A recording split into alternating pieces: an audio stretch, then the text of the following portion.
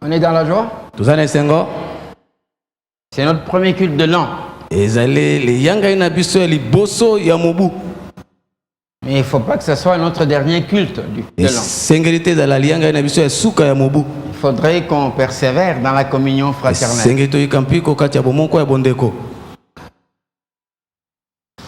J'aimerais à cette occasion vous apporter un enseignement qui va quand même chercher à vous aider, vous éclairer pour l'année nouvelle.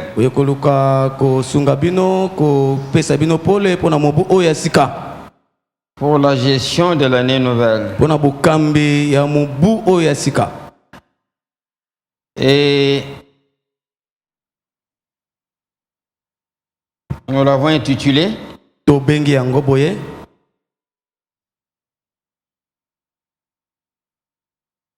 Si tu es chrétien,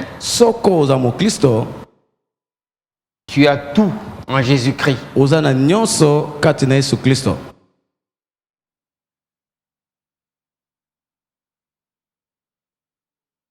À l'époque, quand nous annoncions la parole de Dieu, je voyais les membres de l'église, les frères et les sœurs qui prenaient note. Mais vous êtes tellement fatigués, vous n'avez pas pris d'énergie pour noter. Oh là là. Si tu es chrétien, tu as tout en Christ Jésus.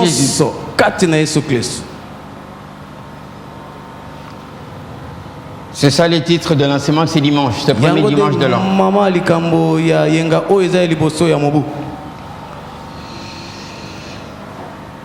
Je vais l'introduire par deux passages. Dans la Bible. Donc l'introduction de cet enseignement. Nous avons un témoignage. Et ce n'est pas le seul témoignage dans la Bible. De gens qui avaient cru en Dieu avant nous. Et qui avaient vécu toute leur vie attachés à Dieu. Et craignant Dieu. Il s'agit de Josué. Pour ceux qui ne le savent pas, c'est quelqu'un qui est très jeune encore. Quelqu'un qui est très jeune encore. Quand il était encore très jeune. Les mots très n'existent pas, les gars là. Très jeune. Quand il était encore très jeune. Il passait presque tout son temps avec Moïse. Il allait avec Moïse à la tente de la rencontre, là où Dieu se manifestait. Quand Moïse parlait avec Dieu et rentrait dans le camp, Jésus restait seul là dans la présence de Dieu. Alors après il a grandi, s'était marié, donc il avait fondé une famille, il avait eu des enfants. Alors quand vous lisez dans la Bible, au chapitre 24, vous constaterez qu'il avait fondé une famille, il avait une femme, il avait des enfants, parce qu'il dira, moi et ma maison, nous servions l'Éternel. Mais dans notre introduction, je veux attirer notre attention sur quelque chose. Au chapitre 23, au verset 15, Josué dit ceci.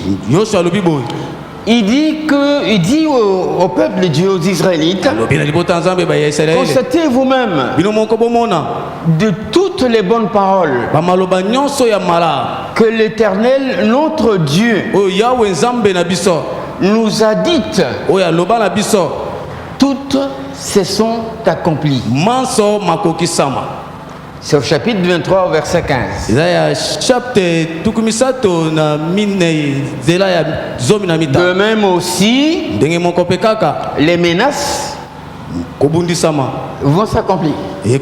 Les menaces proférées par Dieu vont s'accomplir dans la vie, dans nos vies. Mais aujourd'hui, l'enseignement est focalisé sur toutes les bonnes paroles, toutes les promesses. Alors Josué a fait le constat que toutes les bonnes paroles que Dieu avait dites s'étaient accomplies dans la vie de ses enfants. Pas après leur mort, pendant qu'ils étaient vivants. Lui-même, il en était témoin. Et en fait, Josué, dans ces versets-là 15 du chapitre 23 de son livre, il n'est pas au cimetière. Il n'est pas en train de parler aux morts. Il parle aux enfants de Dieu vivant sur la terre qui pouvaient l'entendre, qui étaient en train de l'écouter. Et il leur dit de toutes les bonnes paroles que l'Éternel a prononcées, qu'il nous a dites, toutes se sont accomplies. Et mon enseignement c'est dimanche, le 1er de l'an 2024, va se focaliser sur des bonnes paroles que notre Seigneur a dites. Et puis ensuite, dans Ésaïe, au chapitre 55, au verset 10 et 11, il est écrit ceci. La Bible dit ceci. Dieu dit ceci. Dieu parlant à son peuple. Si nous sommes chrétiens, nous constituons le peuple actuel de Dieu. Dieu dit ceci à son peuple. Comme la pluie et la neige descendent des cieux et n'y retournent pas sans avoir arrosé, féconder la terre et fait germer les plantes, sans avoir donné de la sémence au semeur et du pain à celui qui mange. Ainsi en est-il de ma parole qui sort de ma bouche. Elle ne retourne pas à moi sans effet, sans avoir exécuté ma volonté et accompli avec succès. C'est pourquoi je l'ai envoyé.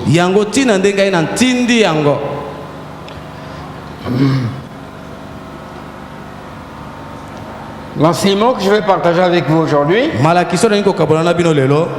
c'est de la parole de Dieu que Dieu nous envoie en ces débuts d'année. Et Dieu nous dit ici que quand il sort sa parole, elle ne rentre pas à lui sans avoir produit des effets. Peut-être tu ne le savais pas. Toutes les fois qu'il y a quelqu'un qui se met devant nous ici, qui nous annonce, qui nous communique la parole de Dieu, Dieu tient à produire les effets dans ta vie par sa parole.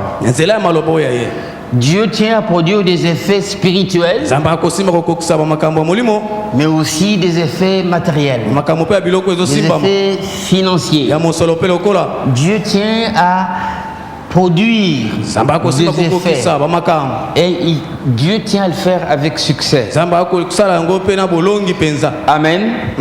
C'est l'introduction de cet enseignement. Si tu es chrétien, tu as tout en Christ Jésus. Je tiens à souligner, je ne parle pas d'un Jésus, n'importe quel Jésus. Parce que si vous lisez la Bible attentivement, les actes des apôtres particulièrement, et même les épîtres, il y avait plusieurs Jésus. Et quand aujourd'hui vous suivez des faux serviteurs de Dieu, ou ceux qui sont en train de prêcher, mais qui prêchent tout en pratiquant de l'occultisme,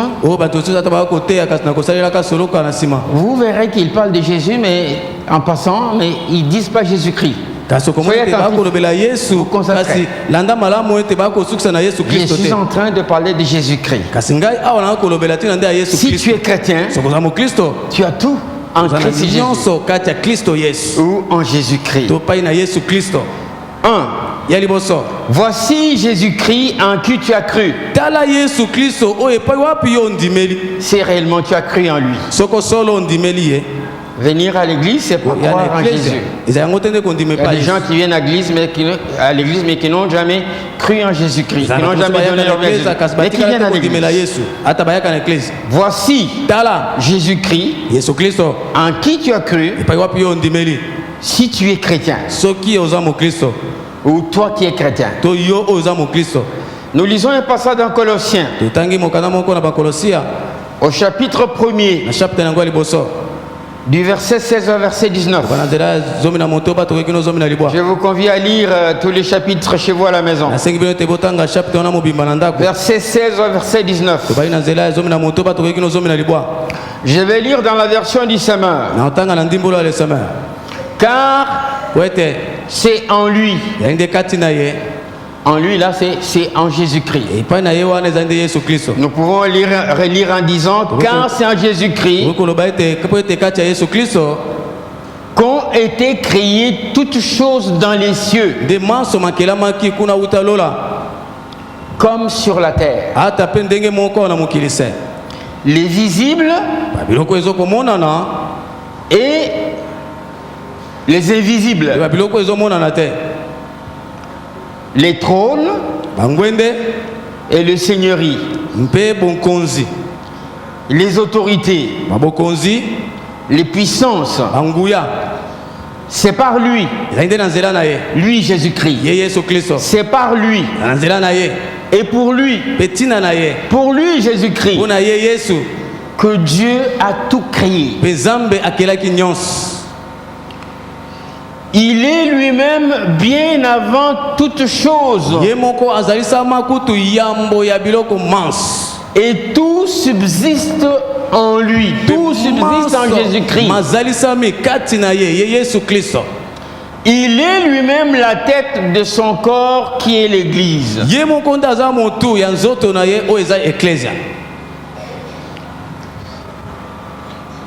Le verset 19. Car c'est en lui, en Jésus-Christ, que Dieu a désiré que toute plénitude ait sa demeure. Amen. Voilà Jésus-Christ en qui, toi qui es chrétien, tu as cru. Je priais que pendant cet enseignement, vraiment le Seigneur se révèle à toi. Tu comprends qui il est et tu crois qui il est.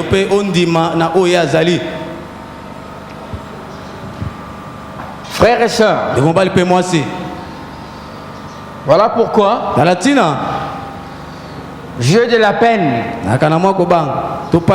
souvent quand il faut louer le Seigneur. J'ai de la peine quand il faut l'adorer de rester assis.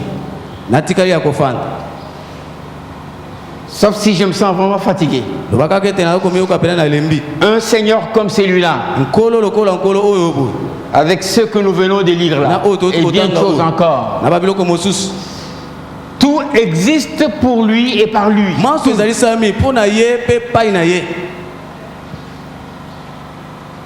Est-ce que tu es conscient que le Seigneur existe?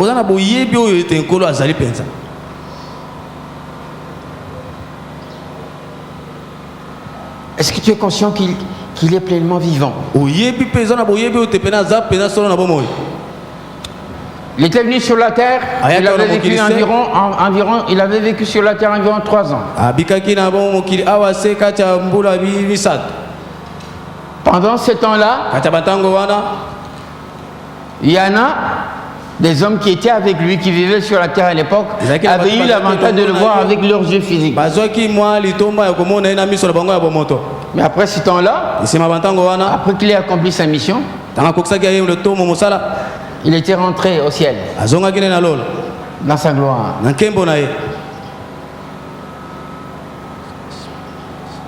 Il est invisible aujourd'hui. Ce n'est pas parce qu'il est invisible qu'il n'existe pas.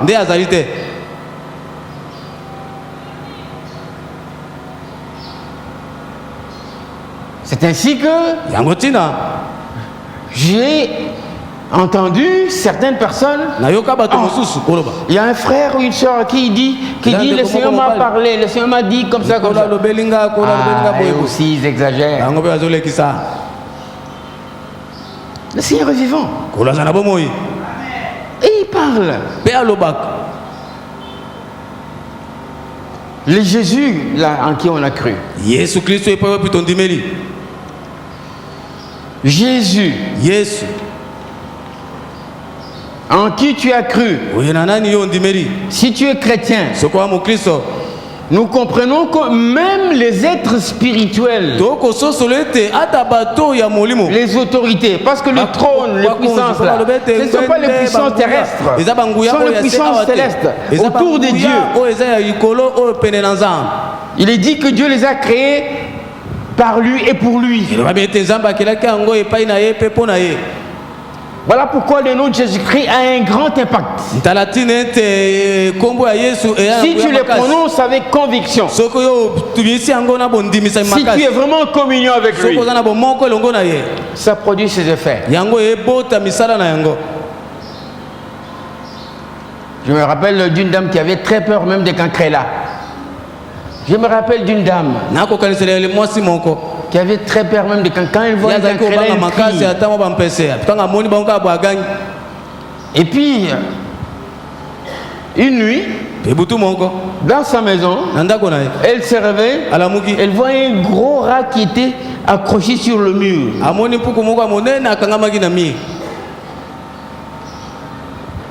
Certainement que vous avez déjà vu des rats même dans vos maisons. Quand un rat constate un mouvement, qu'est-ce qu'il fait? C'est ça, non? La dame révèle le rat. Et il crie, Jésus-Christ. Le rat était immobilisé.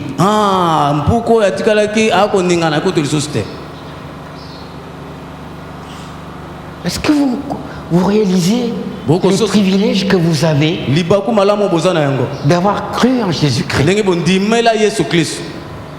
Alors, qu'est-ce qui se passe? Qu'est-ce qu'il dit?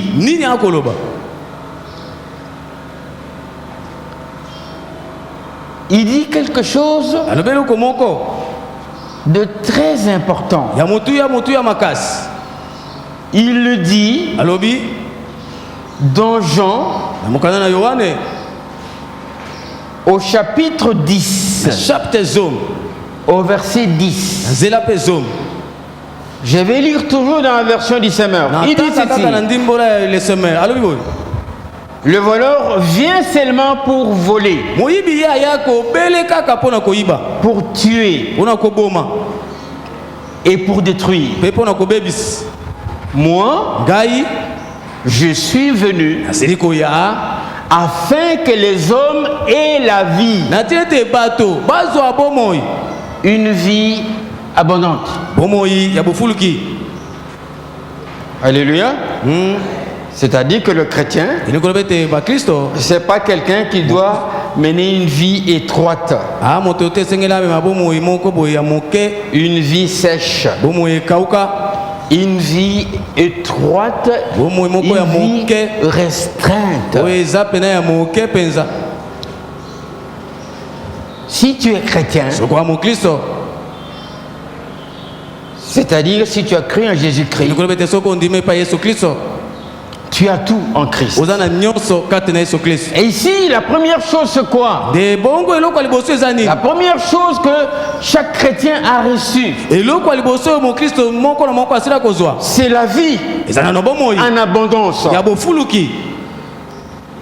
Mais quelle vie en abondance?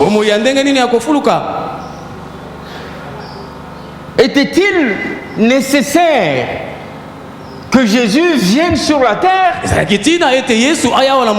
que l'homme puisse avoir la vie matérielle en abondance?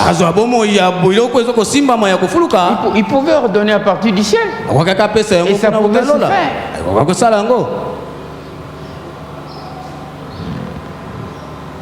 Il était venu sur la terre pour que quiconque croit en lui reçoive la vie éternelle.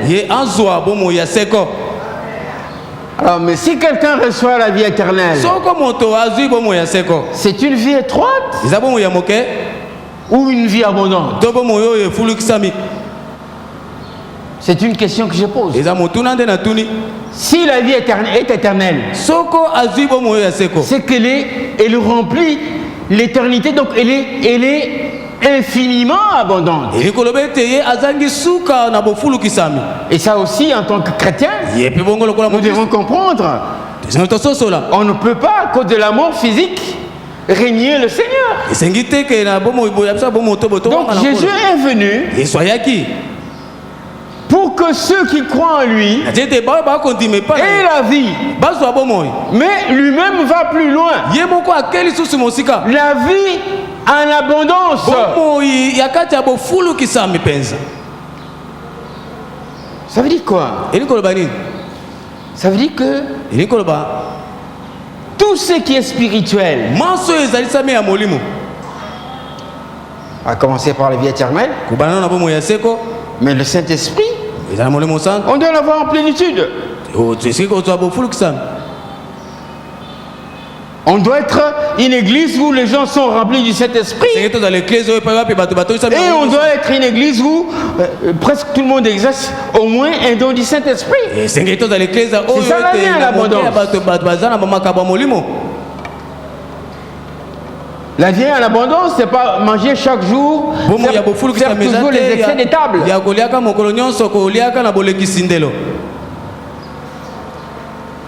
Nous apprenons dans ce verset la mission de Jésus sur la terre. Il était venu pour que celui ou celle qui croit en lui reçoive la vie en abondance. Et vous savez que quand quelqu'un a de l'abondance, ça c'est des verses, et d'autres personnes en profitent. Est-ce que tu as la vie de Jésus en abondance? Combien de personnes tu as réconciliées avec Jésus? Avec Jésus-Christ. Combien?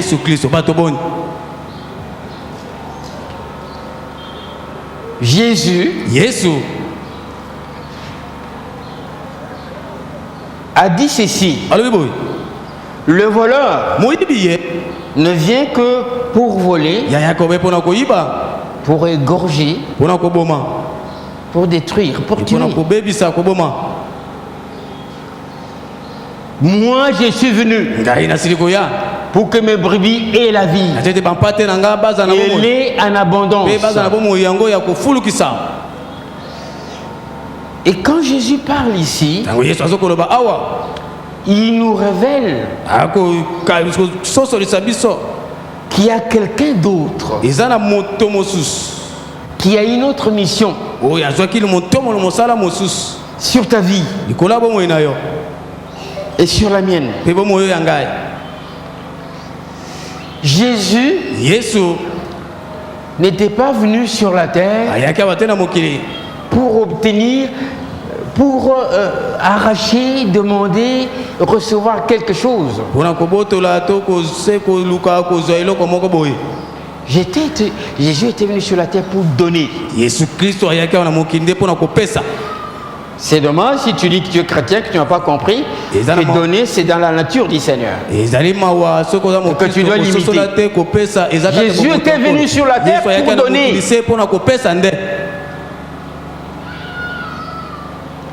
Il dit, je suis venu pour... Pourquoi? Pour que vous ayez la vie. C'est le diable qui est égoïste. Ce sont les démons qui sont égoïstes. Et ceux qui les animent sont égoïstes.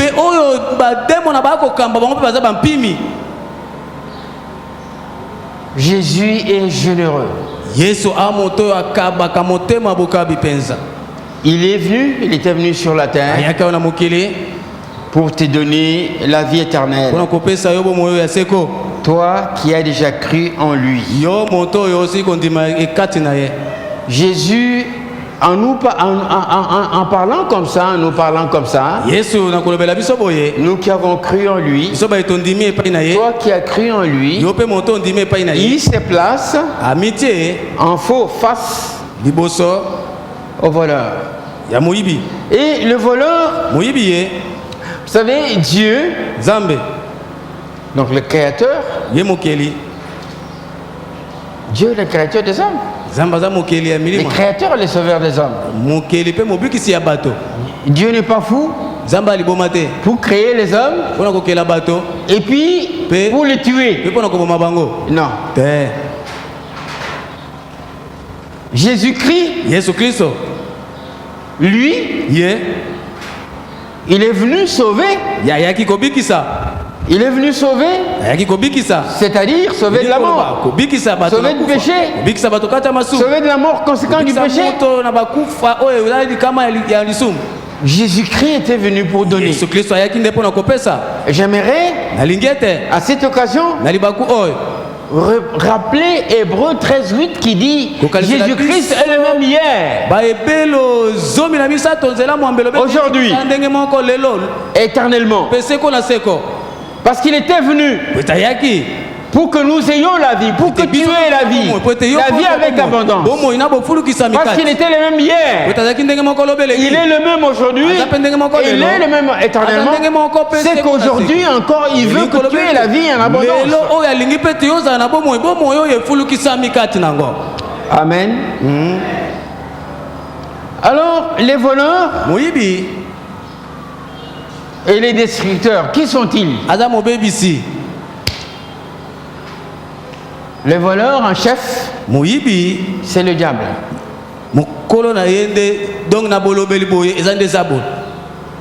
Le voleur en chef. En chef. Le commandant des voleurs. C'est le diable.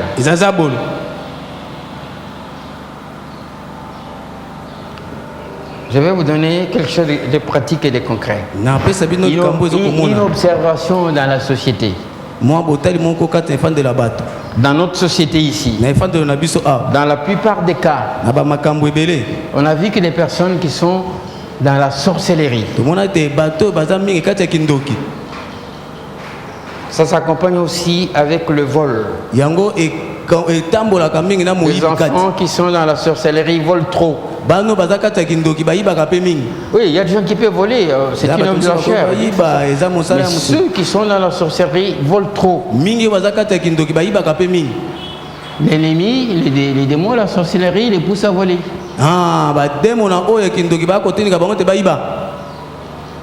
Ce sont des associés du diable qui est les voleurs.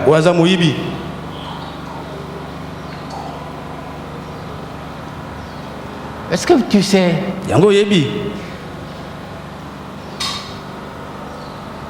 qu'il y a des gens, peut-être toi, depuis que tu es devenu chrétien,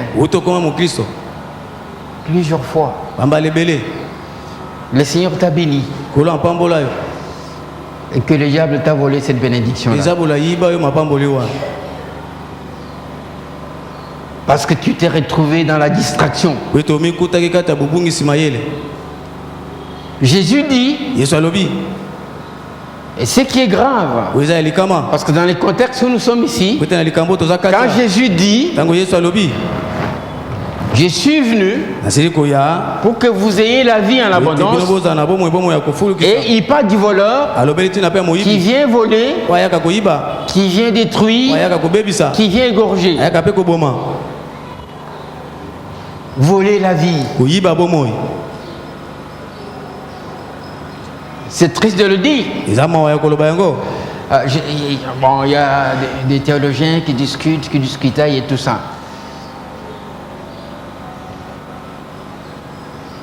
Nous avons dans l'équipe de l'apôtre Paul il y avait un certain Démas, son compagnon devant. Paul, c'est quelqu'un qui avait un discernement très exercé. Il ne pouvait pas prendre n'importe qui pour qu'il constitue son équipe. Mais nous lisons dans les Épîtres qu'après, des années après, ces messieurs-là avaient abandonné la foi. Paul dit, il nous a quittés par amour pour le monde. Par amour pour le monde. Il avait fait faillite par rapport à la foi. C'est le diable qui lui avait volé. Quand on aime le monde, quelle est la suite? Quelle est la fin? C'est le ciel, hein?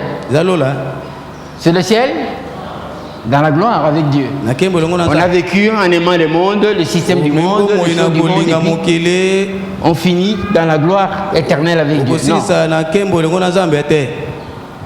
Le diable, c'est un voleur. Il va vous tenter pour vous voler la vie. Il va inspirer des faux serviteurs qui vont communiquer des faux enseignements, qui communiquent des faux enseignements jusqu'à aujourd'hui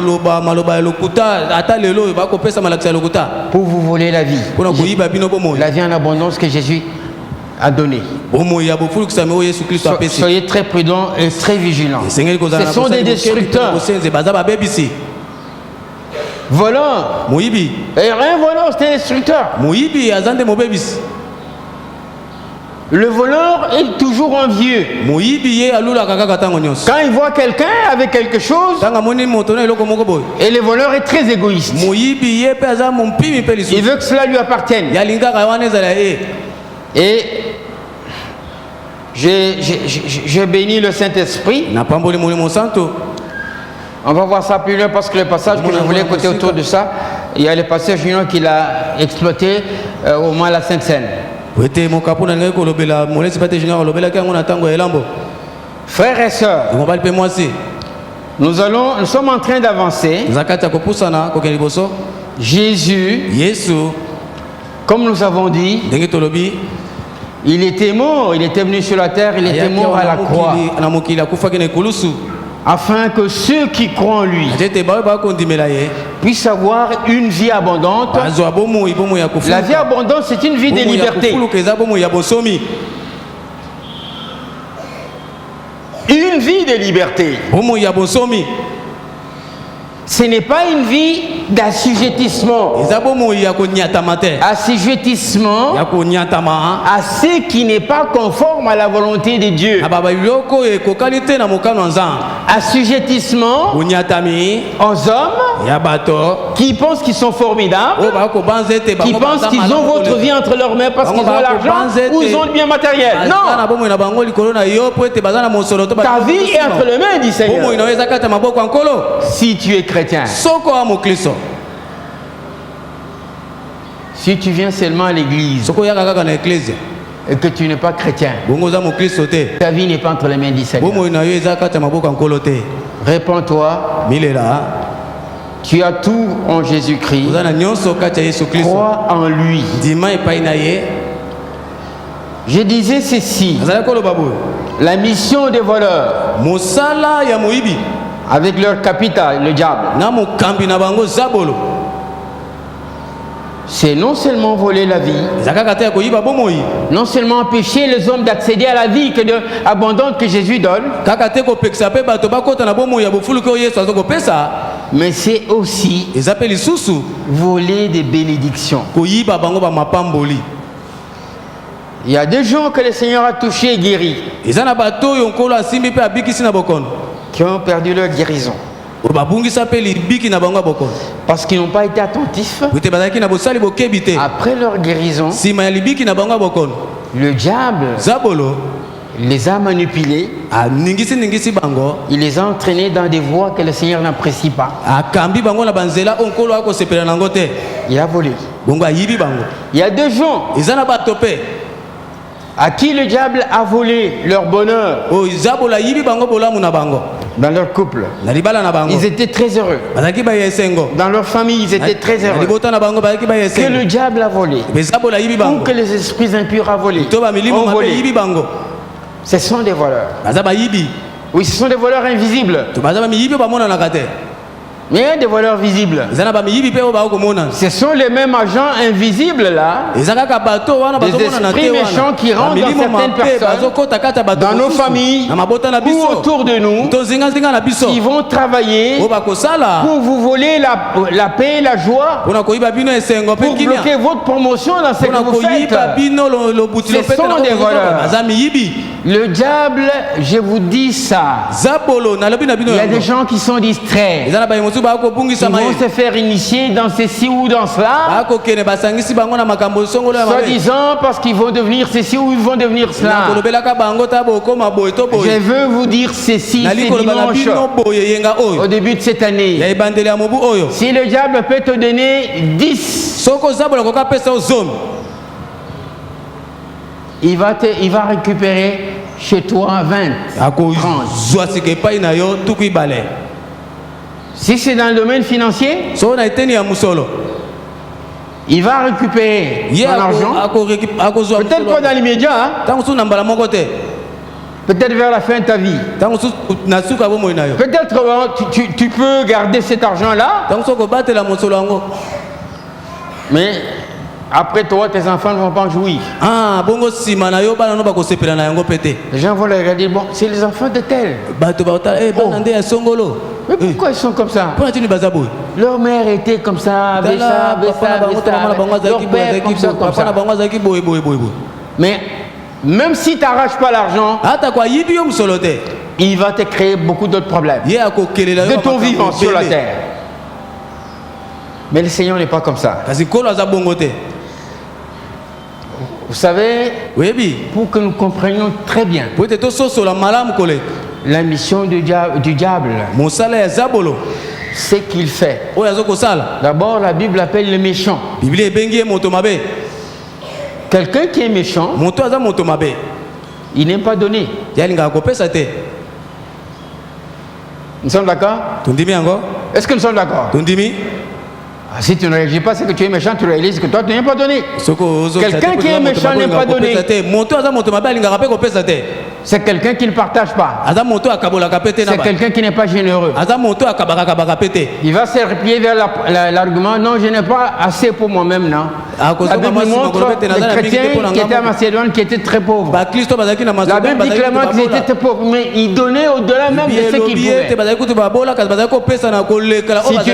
Si tu es chrétien. Alors nous voyons quoi? Nous voyons Satan, qui est l'accusateur, qui va accuser Job. Vous connaissez l'histoire. Vous allez dire que c'est Dieu qui l'avait envoyé. Est-ce que vous savez que jusqu'aujourd'hui, le diable est accusateur? C'est ainsi que c'est très mauvais en tant qu'église qu'on peut trouver deux sœurs qui accusent une sœur, trois sœurs qui accusent une sœur, deux frères. Ça, c'est pas la vie des chrétiens, ça.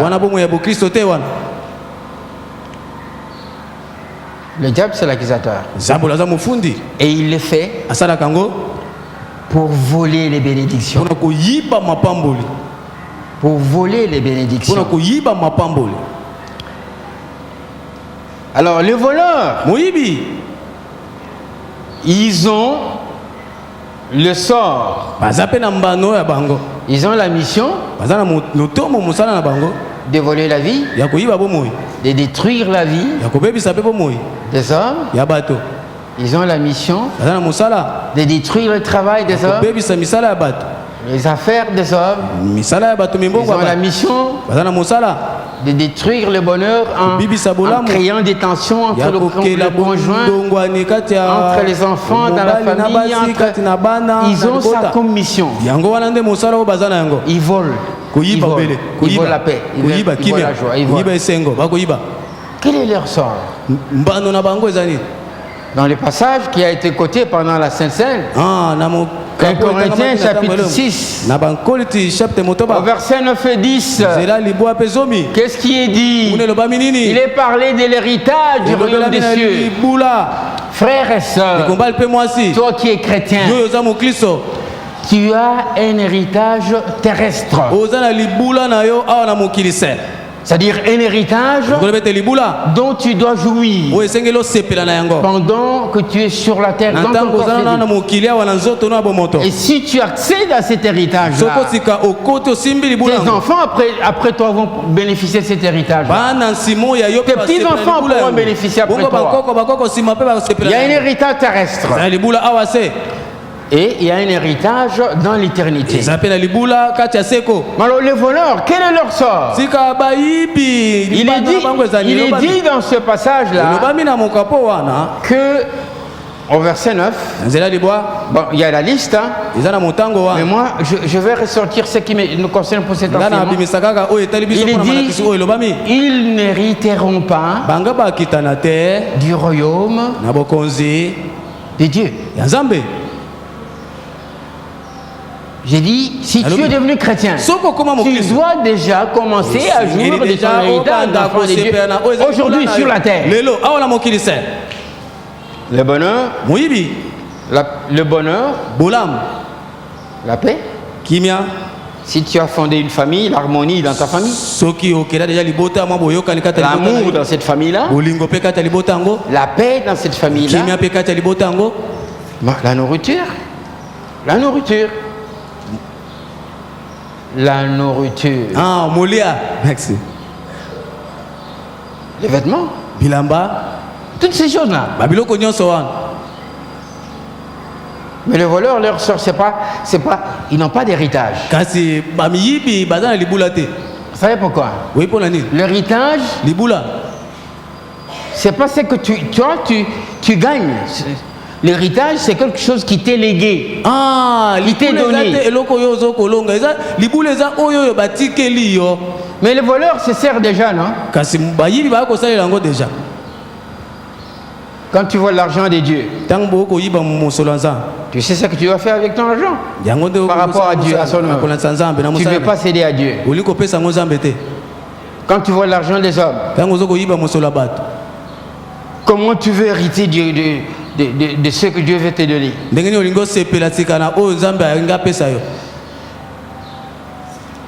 Alors, Dieu déclare ceci. Dieu déclare ceci. La Bible déclare ceci.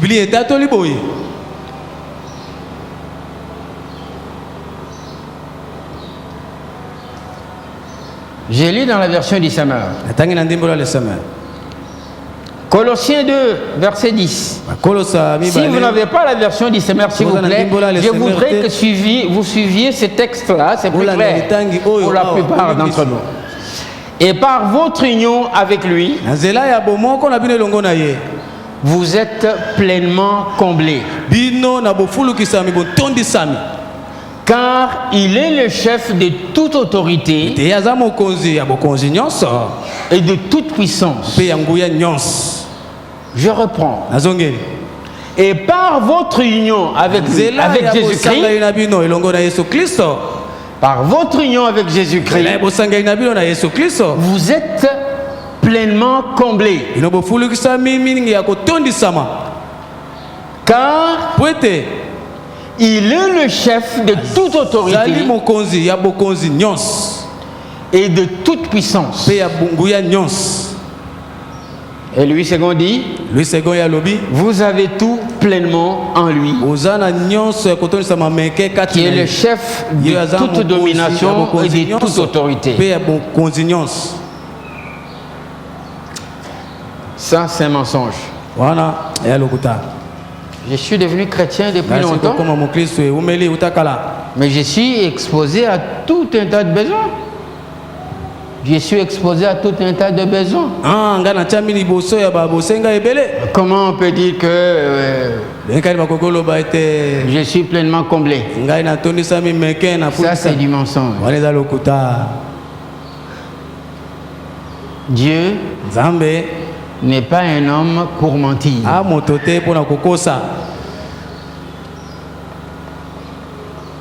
Ni un fils de l'homme pour se repentir. Si tu es chrétien, tu as tout en Jésus-Christ.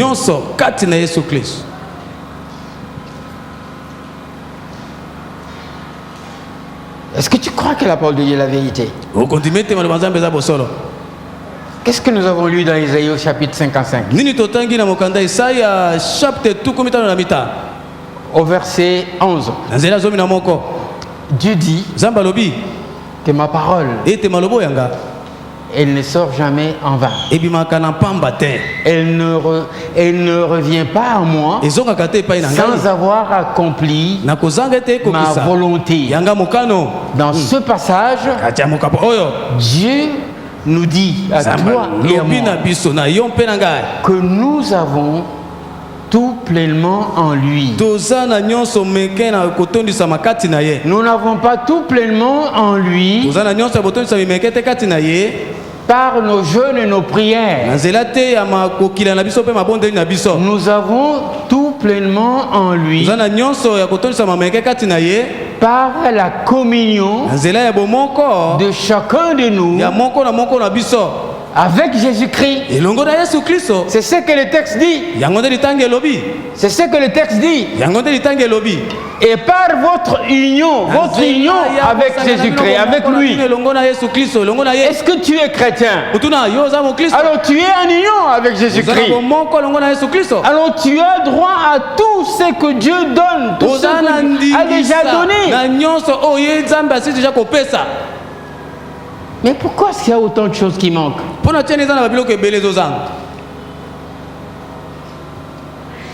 savez, j'étais en train de méditer là. Il y a des églises qui sont spécialisées dans cette ville à chasser les démons de blocage.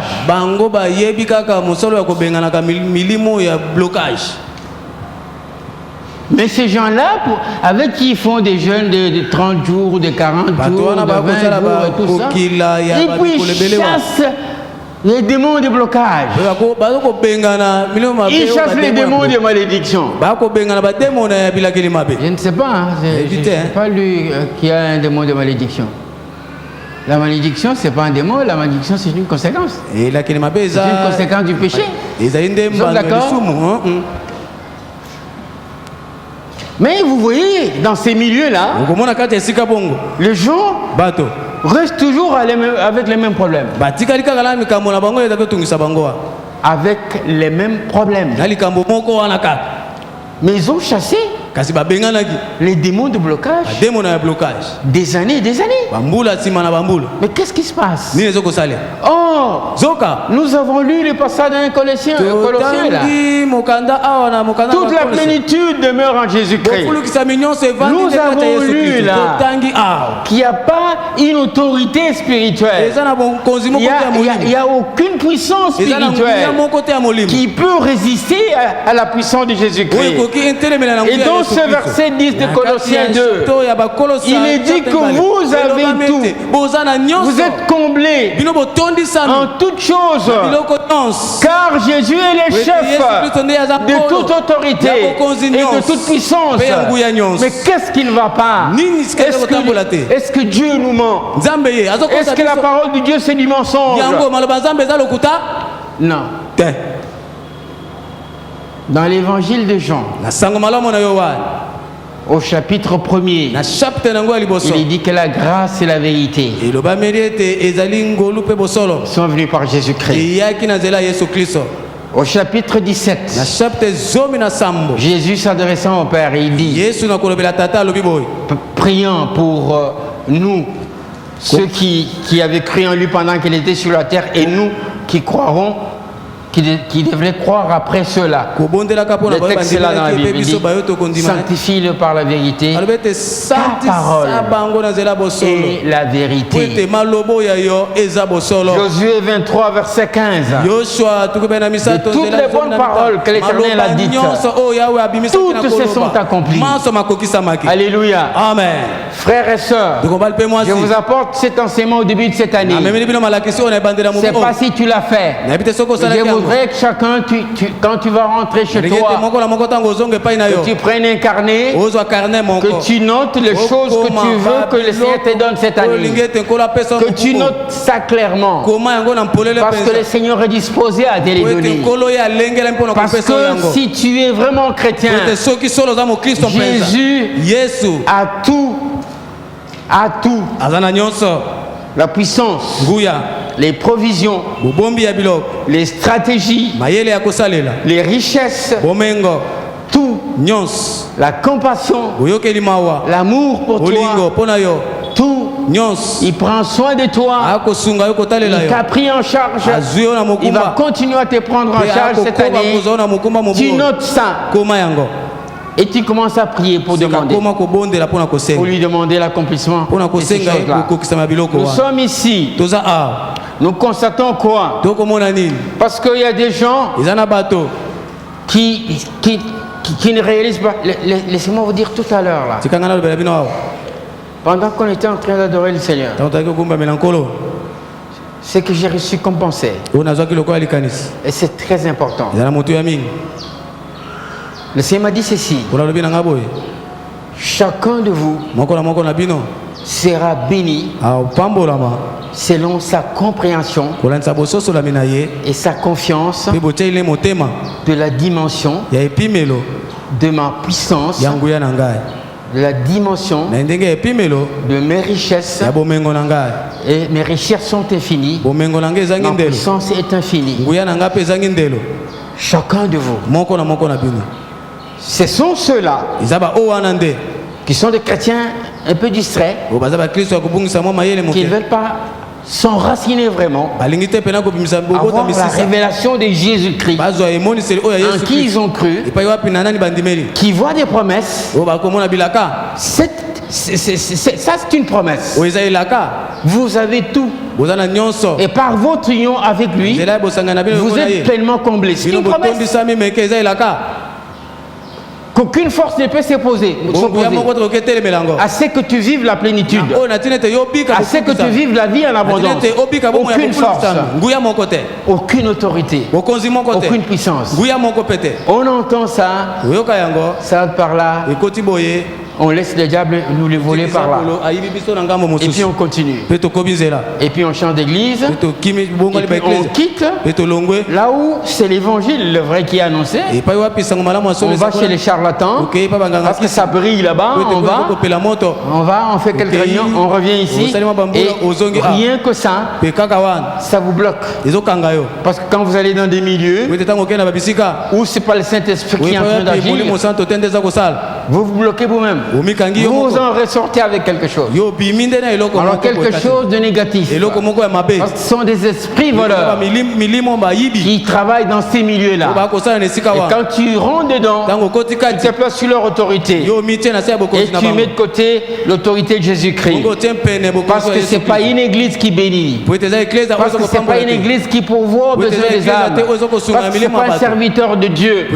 Si éloquent soit-il, si puissant soit-il, qui bénit les âmes, c'est en Jésus-Christ. C'est Jésus-Christ qui le fait. C'est pour glorifier son nom. C'est le seul qui le fait. Parce que c'est le seul qui à la croix, il a crié, il a dit, tout est accompli. Il a dit, tout est accompli. C'est pas pour que tu vives tout le temps dans le besoin. Il a dit, tout est accompli. C'est pour que tu sois comblé. Le Seigneur Jésus est vivant. Même si tu ne le vois pas, développe ça. Réalise combien il est vivant. Et pour que tu réalises combien il est vivant, crée une vie intime avec lui. Et du temps personnellement avec lui. Dans la méditation de sa parole, dans la prière, obéis à sa parole. Oui, il y en a qui disent ces choses-là c'est bien beau, mais moi je suis chrétien depuis 5 ans, depuis 10 ans, mais je suis toujours dans la condition où j'étais avant d'avoir cru. Tu as cru, mais qu'est-ce que tu fais de la parole? Est-ce que tu obéis à sa parole? Et c'est ça qui fait que tu vas toujours trouver que la parole là elle n'est pas vivante. Mais cette parole est vivante. Cette parole est vivante. La parole du Seigneur est vivante. La parole du Seigneur est efficace. Alléluia. Amen. On va avoir une série de messages cette année sur la parole de Dieu. Elle est efficace. Elle est une bénédiction, la parole de Dieu. Il faut que tu prennes du temps avec. Il faut que tu la laisses pas, tu laisses pas l'ennemi la voler. J'ai fini par dire ceci. Je vous ai demandé de préparer une liste de requêtes. Chose que vous voulez que le Seigneur fasse pour vous accorde cette année. Vous n'avez pas besoin de montrer ça à tout le monde. C'est votre vie personnelle. Ce sont vos besoins personnels. Apprêtez cette liste-là et demandez au Seigneur avec foi, vous appuyant sur les Écritures. Il est vivant. Il va vous combler. Non. Le Seigneur n'est pas un menteur. Amen. Amen. Nous allons nous lever pour prier. J'aimerais que ce dimanche,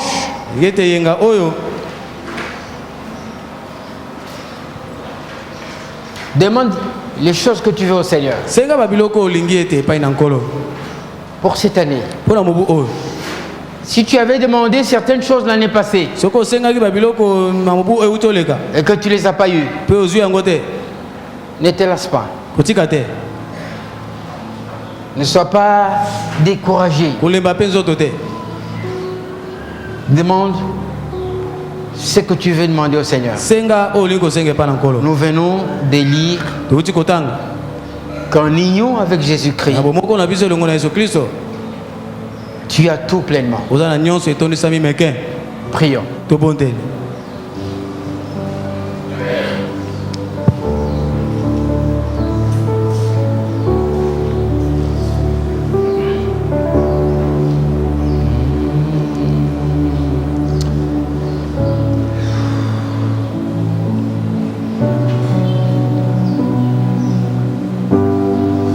Prie le Seigneur.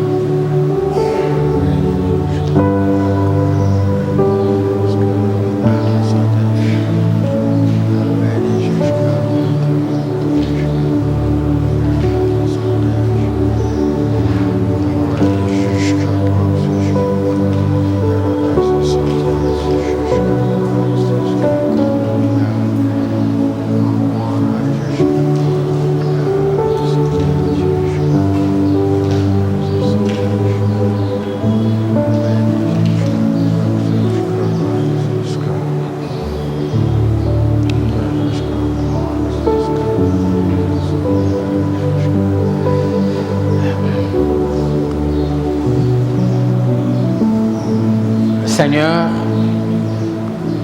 l'Écriture sainte déclare que tu es riche pour tous ceux qui t'invoquent. Tu as entendu les cris de tes enfants. Chacun t'a demandé ce qui lui tient à cœur. Merci d'accorder. Parce que tu nous as dit que tu es riche pour tous ceux qui t'invoquent. Parce que tu nous as dit qu'en union avec toi, nous avons tout pleinement. La vie en abondance. La vie en abondance. Mais aussi des choses matérielles. Mais aussi le bonheur conjugal. Mais aussi le bonheur familial. Mais aussi la prospérité, le succès, mais aussi toutes sortes de victoires. Oui, nous avons tout pleinement en Jésus-Christ. Nous sommes pleinement comblés en Jésus-Christ. C'est une bonne parole pour nous les chrétiens aujourd'hui. Merci de l'accomplir, de l'accomplir, et que nous voyons les effets de ce verset 10 de Colossiens 2. Tout au long de cette année, je te le demande, Seigneur, pour chaque membre de notre Église, que chacun constate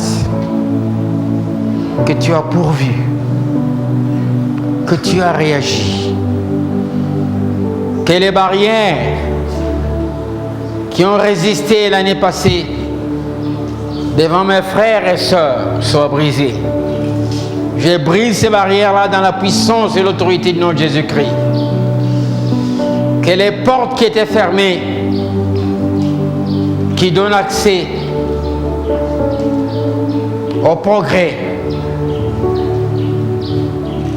à la promotion, quelle que soit la sphère professionnelle où les frères et les sœurs sont, que ces portes-là soient cassées